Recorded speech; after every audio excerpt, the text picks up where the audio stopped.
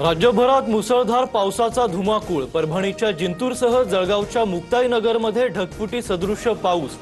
लातूर, हिंगोली, जालना, रत्नागिरी, छत्रपती संभाजीनगरमध्ये नदी नाले प्रवाहित, तर अमरावती शहरात दुकानांसह रुग्णालयातही पाणी शिरलं।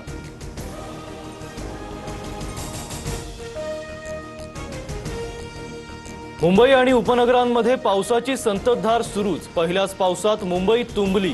कुर्ला, किंग्स सर्कल, सायन, साकीनाका परिसरात रस्ते जलमय। अनेक भागात गुडघाभर पाणी। वाहन चालकांची तारांबळ। जोरदार पावसामुळे दादर, ठाणे, वसई विरारमध्ये अनेक भागांमध्ये झाडांची पडझड। वाहनांचं मोठं नुकसान। विक्रोळीमध्ये संरक्षण भिंत कोसळली। सुदैवानं जीवितहानी नाही। मुंबईमध्ये धावत्या लोकलमध्ये तरुणाची चाकू भोसकून हत्या। पावसामुळे दरवाजा बंद करण्याच्या किरकोळ वादावरून घटना।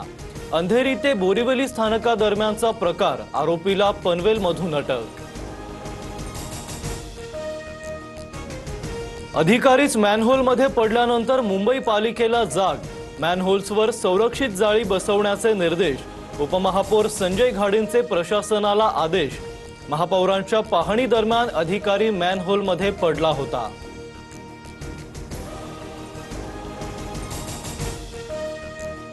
मविया आमदारांची एकत्रित बैठक। बैठकीला मवियाचे विधानसभा विधान परिषदेतील मिळून फक्त 37 आमदार उपस्थित।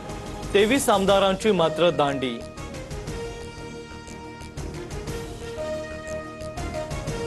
मविया म्हणून आपण खरंच एकत्र आहोत म्हणतो, पण खरंच तसं आहे का? एकत्र मुद्दे मांडतो का? मवियाच्या बैठकीत उद्धव ठाकरेंकडून खंत व्यक्त।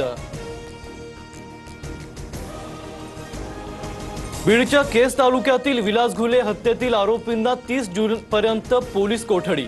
प्रकरणी एसआयटी तपास होणार। पुरवणी जबाबात खासदार बजरंग सोनवणेंच्या मुलाचं नाव, तर राजकीय द्वेषातून आरोप केल्याचा सौरव सोनवणेंची प्रतिक्रिया। माझा मुलगा दोषी असेल तर कारवाई झाली पाहिजे।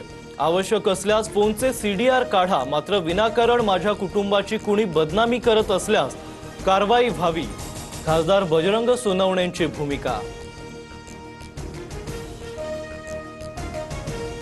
पावसाळी अधिवेशनापूर्वी टीएमसी आणि ठाकरेंच्या फुटीर खासदारांबाबत निर्णय होणार। लोकसभा अध्यक्षांसमोर दोन्ही बाजूची सुनावणी। कायदेशीर आणि घटनात्मक तज्ञांशी सध्या चर्चा सुरू। सूत्रांची माहिती।